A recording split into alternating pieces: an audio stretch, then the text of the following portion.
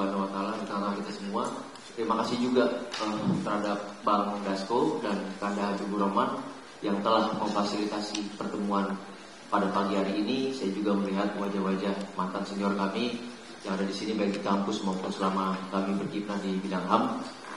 Izinkan kami pada hari ini membawa keluarga dari almarhum Afif Maulana sebagaimana yang sudah ramai diberitakan. Perkenalkan, saya Julius Ibrani dari PBHI. Saya bersama tim koalisi pendamping keluarga. Di sebelah kiri saya ada Indira dari LBH Padang, lalu ada Taufik Andri dari Kontras, ada Afif Maulana dari YLBHI, dan di sebelah kanan saya orang tua tercinta dari almarhum Afif Maulana.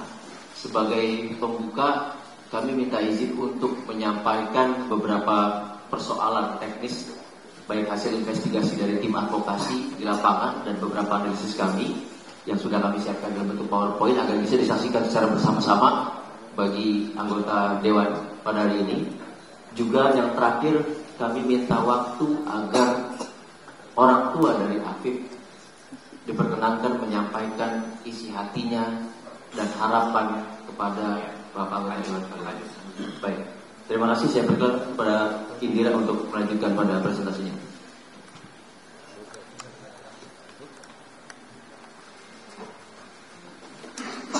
Assalamualaikum warahmatullahi wabarakatuh. Selamat pagi pimpinan Komisi 3, Bapak Habibur Rahman dan Bapak Sumi Dasko. Terima kasih untuk kami diberikan waktu bersama keluarga Afif datang ke sini untuk memberikan semacam keluh kesah kami, dan kami sangat berharap Komisi 3 membantu kami dalam permasalahan ini. Bapak Ibu, saya mengatakan bahwa 9 Juni lalu di hari malam minggu itu terjadi sebuah tragedi berdarah yang kami katakan sebagai tragedi Kuranji. Anak itu di Jalan Bypass Kuranji, wilayah Kuranji, bukan hanya satu orang korbannya, Afif Maulana yang berumur 13 tahun, tetapi ada 18 orang lainnya yang juga menjadi korban di peristiwa itu. Tragedi Kuranji itu terjadi sekitar pukul 3.30 dini hari, dimulai dari Simpang 4 Durian Tarung Ampang ke arah Polsek Kuranji, dan setelah Polsek Kuranji baru ada Jembatan Kuranji, tempat terjadinya penyiksaan Afif Maulana, dan mayat Afif Maulana ditemukan pada 10.55 di bawah Jembatan Kuranji.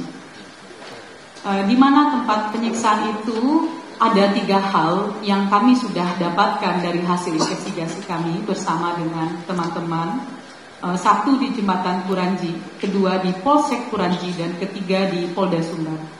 Akibatnya apa? Ada 1 anak bernama Afif Maulana ditemukan meninggal dunia, dan 18 orang, 11 anak dan 7 dewasa mendapatkan penyiksaan.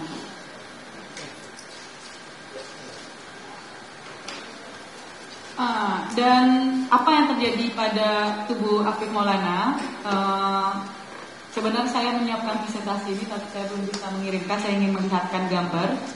Di tubuh Afif Maulana itu ditemukan bekas-bekas kekerasan, terutama di bagian kiri dan punggungnya.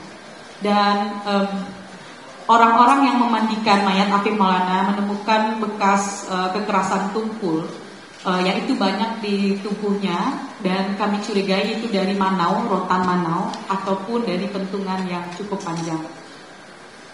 Afif meninggal karena paru-parunya terdapat pendarahan karena tersusuk tulang rusuk sebelah kiri bagian belakang. Tidak hanya situasi kekerasan tumpul yang ada di tubuh Afif, tetapi kami juga menemukan tanda penyiksaan di tubuh 18 orang lainnya. Ada pukulan bekas rotan, ada tendangan, ada bekas sulut rokok juga di beberapa tubuh anak korban, dan bekas sulutan rokok itu sekitar 15 sampai 20, baik di perut maupun di punggung. Berdasarkan hasil investigasi kami, ada tindakan kepolisian menyiksa dengan cara apa? 1, dengan menyetrum, 2, memukul pakai alat seperti mano atau pentungan, lalu ada tendangan dan juga sulut rokok. Bahkan kami juga menemukan dugaan kekerasan seksual seperti disuruh berciuman sejenis dan meraba-raba dada, lalu menelanjangi hingga adanya saat dini hari itu, sehingga teman-teman yang 18 orang itu hanya menggunakan celana dalam, disuruh hormat bendera di depan Polsek Kuranci. Selain itu ada penganiayaan fisik lainnya bagi mereka, disuruh berguling-guling, lompat naik turun 200 kali, merayap, dan paksaan tindakan fisik lainnya, dan itu juga terjadi di Polda Sumbar. Jadi 18 orang ini sekira pukul 11 baru dijemput orang tuanya. Lalu bagaimana dengan cerita kasus Afif? Polisi mengklaim, versi Polda, AM melompat dari jembatan setinggi 15 meter dengan ketinggian air hanya di bawah lutut orang dewasa atau 50 cm. Versi Polda, AM berboncengan dengan Aditya, saksi anak, lalu ditendang oleh polisi dan terjatuh. Pasca terjatuh, ada 1 menit Aditya mencari handphone yang jatuh dan AM sempat mengajak lompat dan dilarang oleh saksi Aditya. Di jembatan saat itu tidak ada siapapun. Pasca itu AM dibekuk oleh salah satu anggota polisi yang bernama Bribda Tri dan mengatakan ada teman yang lompat. Namun Bribda Tri dan Bribda Zaki yang mendengar pernyataan saksi Aditya itu tidak percaya karena jembatan tinggi. Itu versi Polda Sumbar. Dari mana kami dapatkan? Dari proses ekspos kasus tanggal 27 Juni 2004 di depan Kompolnas dan di depan KPAI. Nah, apa versi kami, keluarga dan kuasa hukum? Kami yakin Afif Maulana disiksa polisi karena banyak tanda kekerasan di tubuhnya, terutama pada bagian punggung. Keluarga mendatangi saksi-saksi dan menceritakan mereka malam itu disiksa, dan begitu pun dengan AM. Investigasi dari Koalisi Advokat Anti Penyiksaan menguatkan kecurigaan keluarga dengan sejumlah fakta-fakta dan kejanggalan yang ditemukan. Kami menemukan satu video yang di-up oleh media sosial Instagram Dit Samapta Polda Sumbar pada pagi hari, dan video itu di take down setelah dia mengetahui mayat Afif Maulana ditemukan di bawah jembatan. Di dalam video tersebut terlihat ada cuplikan di jembatan 7 orang diamankan dan ada polisi yang juga berpakaian preman di situ. Nah, kami sudah merilis video itu ke media di Sumatera Barat. Video itu sebenarnya memperlihatkan bahwa jembatan saat itu sangat ramai. Tidak akan mungkin saudara Afif Maulana untuk tidak diketahui keberadaannya. Nah, saya juga pasca kejadian Afif Maulana juga ada peristiwa seorang perempuan melompat dari ketinggian 11 meter di jembatan Ampera namanya. Bagaimana posisi jenazahnya bapak-bapak, ibu-ibu? Jenazahnya tertelungkup seperti ini, 11 meter. Kejadian Afif 15 meter, mayatnya terlentang. Afif posisi mayatnya terlentang di atas air, yang air itu tidak ada alirannya karena tertutup sedimentasi di bagian kanan dan kirinya, jadi air terkepung begitu. Dan kemudian yang menyakitkan hati kami adalah TKP AM itu sudah berubah dari awal ditemukan dan hingga saat ini. Saya turun ke lokasi itu, tempat TKP 2 kali. Di hari teman-teman LBH, di hari-hari awal itu investigasi sudah turun. Tanggal 17 saya turun, hari ke-20 Afif meninggal kami turun. Insya Allah Pak, tidak ada polisi lagi di situ. Saat ini TKP yang awalnya 50 cm, TKP-nya sekarang jadinya lebih dari 1 meter kedalaman airnya, digali. Dan kami waktu itu sempat kemudian berdiskusi dengan penjaga sepatu di bawah. Mereka mengatakan jangan masuk ke air karena sudah dalam. Saat mayat ditemukan, air cuma di bawah lutut. TKP-nya sudah dirubah. Nah, apa yang kami lakukan dari pihak keluarga? keluarga sudah memberikan kesaksian, bapak korban sudah diperiksa, tetapi bapak korban hanya diperiksa 1 kali di BAW, dan kami sudah menghadirkan 5 orang saksi, 3 saksi dewasa yang memandikan jenazah Afif.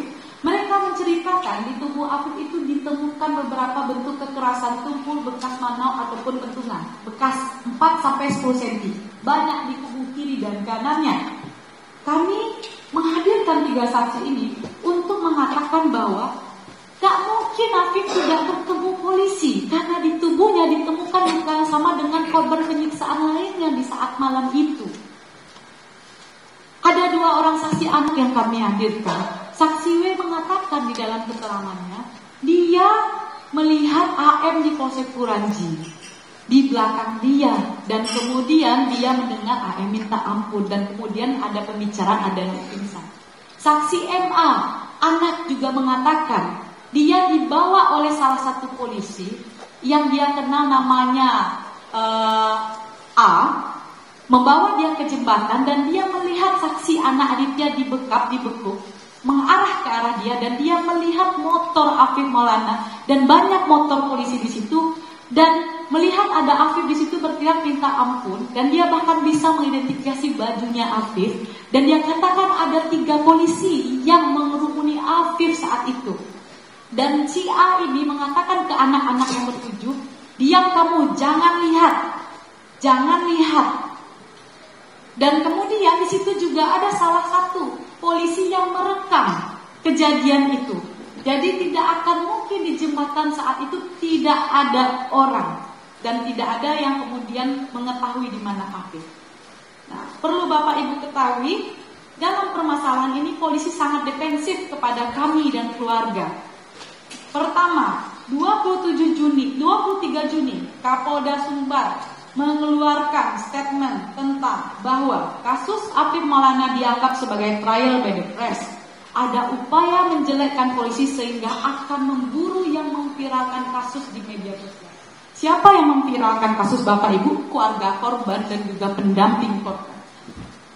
Kedua, saat itu Polda juga sangat yakin tidak ada pelanggaran SOP apapun dalam tragedi Kuranji 9 Juni 2024. Sampai akhirnya saya sebagai kuasa hukum mendatangi Propam Polda Sumbar pada 26 Juni 2024 pukul 11 untuk melaporkan kasus penyiksaan 18 orang lainnya di situ dengan foto-foto yang kami temukan. Dan kemudian saat itu kepolisian mengatakan bahwa benar ada pelanggaran SOP, tetapi itu hanya di Polsek Kuranji, bahkan mengatakan penyiksaan yang terjadi pada tragedi Kuranji itu tidak separah yang diberitakan. Setrum, sulutan rokok, tendangan, pukulan manau, pukulan kentungan, kekerasan seksual itu tidak separah yang diberitakan. Itu pernyataan Polda Sumbar dan itu terekam di media. Dan kemudian 26 Juni 2024 pukul 6 sore, Kapolda berjanji kepada kami dan keluarga memberikan 2 hal kepada kami: salinan otopsi AM dan salinan CCTV di Polsek Kuranji. Saat itu Kapolda berjanji di depan masa aksi, banyak yang merekam di depan media, tetapi ternyata kami tidak diberikan sampai saat ini, dan bahkan kami menyurati Polda Sumbar untuk memberikan itu, dijawab bahwa masih proses penyidikan dan kami tidak bisa memberikannya karena dalam proses pengecualian. Nah, bahkan Bapak Ibu, Komnas HAM sendiri pun tidak diberikan salinan otopsi itu secara tertulis oleh Polda Sumbar.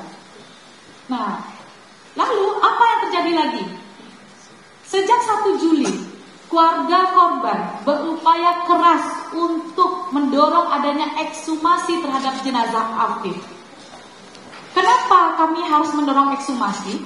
Karena memang tidak ada berita acara otopsi. Ketika ekspos kasus, keterangan Ibu Rosmawati sebagai forensik mengatakan itu kepleset.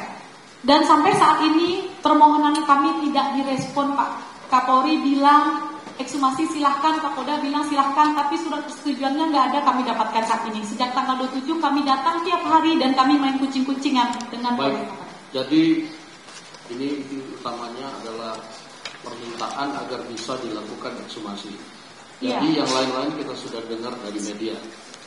Jadi sejak kemarin kita komunikasi, saya sudah minta Kapolda untuk meminta Kapolres Kota Padang menerbitkan surat ekshumasi. Salinan surat sudah di WA saya. Tapi saya pengen agar salinan surat itu diberikan langsung kepada teman-teman Komisi 3 dan keluarga kota. Nah, oleh karena itu saya minta waktu paling 2-3 menit. Tolong yang dari Polda Sumbar, Polres, semua yang kita panggil hadir di sini. Tolong sekretariat.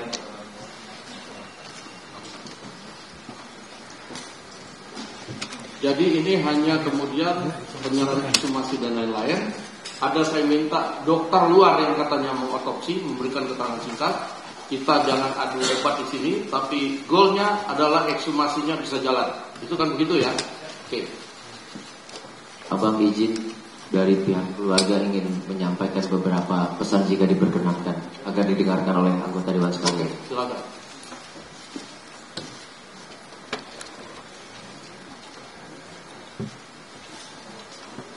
Assalamualaikum warahmatullahi wabarakatuh. Saya cuma ingin menyampaikan, tolong bantu kami Pak mengusut kasus ini Pak.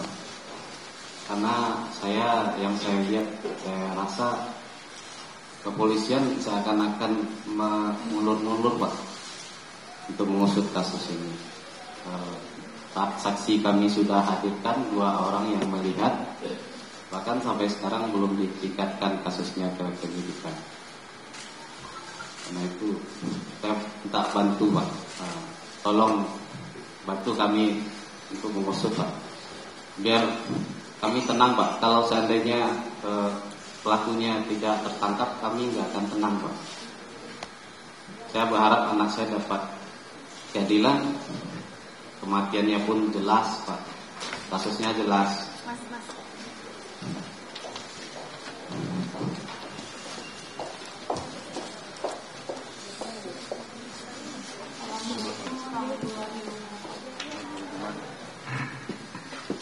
Saya Mama dari Afif Maulana.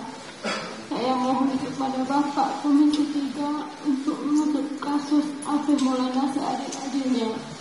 Saya tidak ikhlas dan tidak belum bisa menerima kalau pelaku agamanya ya Afif belum terungkap. Saya mohon Pak. Terima kasih. Baik, terima kasih. Ini